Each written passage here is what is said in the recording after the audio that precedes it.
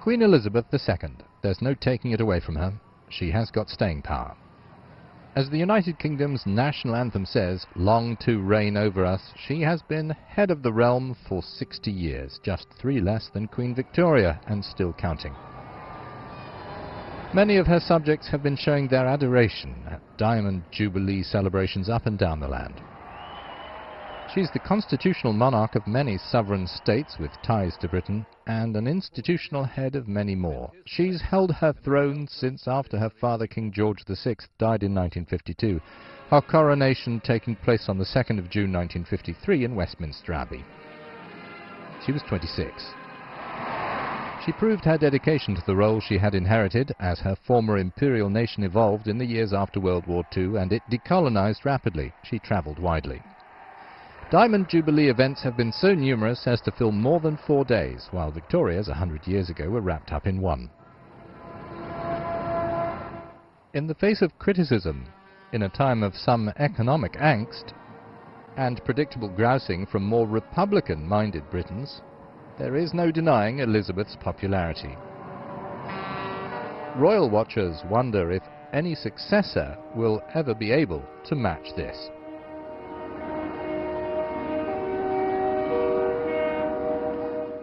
In her 60-year reign, Queen Elizabeth has had 12 Prime Ministers. I'm here today to see her number 12, about her years as a monarch and her role today.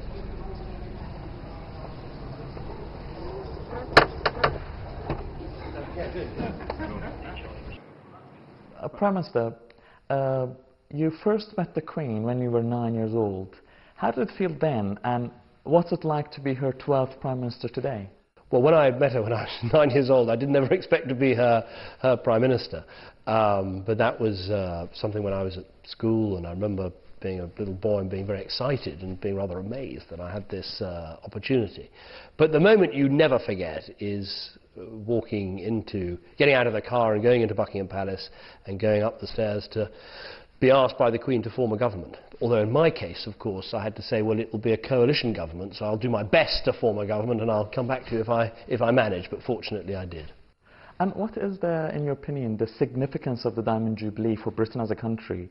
And how long would you say the country has come during the reign of the Queen? Oh, well, the country's come a huge way. If you think, 60 years ago, we were still, after the Second World War, rationing and all those problems and difficulties, and we're a country transformed since then. I think what we're celebrating, really, is 2 things. First of all, a unique individual record of 60 years on the throne, dedication, service, commitment to her people, to the Commonwealth, to the world, and really people can hardly think of a foot that she's put wrong in those 60 years, a remarkable record of public service. I think we're celebrating something else, though, in Britain, which is the institution of the monarchy. All countries want to have that combination of stability and institutions that reflect their history, but also democracy and choice and freedom.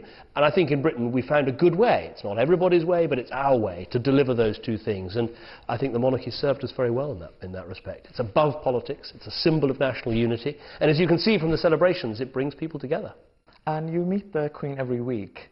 Obviously many people in the UK and abroad wonder whether it is just a jolly British tradition, or is it? No, it's an important part of the Constitution because the Queen is the head of state.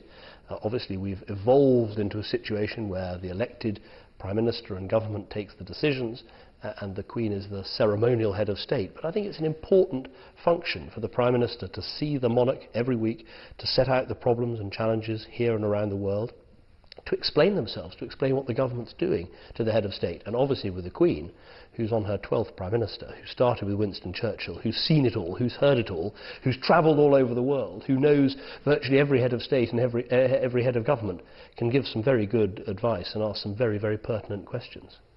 The Olympics around the corner. What will the Games mean for London and for Britain as a country?